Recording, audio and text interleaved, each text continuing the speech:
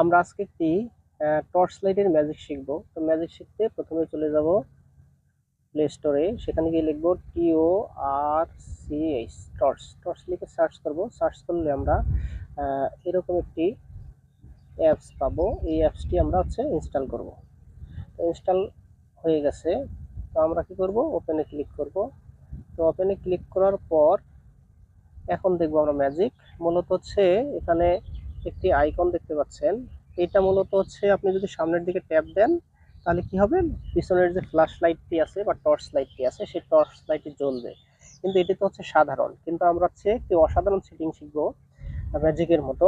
তো আমরা কি করব, উপরের দিকে দেখুন একটি টর্চ লাইট সহ একটি আইকন, লেখা সহ একটি আইকন দেওয়া যাচ্ছে। তো এই আইকনটিতে আমরা ট্যাপ দিয়ে ধরে রাখবো। ধরে রাখার পর এখানে আমাদের ইন্টার পাসওয়ার্ড লিখতে বলতেছে, দেখেন ইন্টার পাসওয়ার্ড।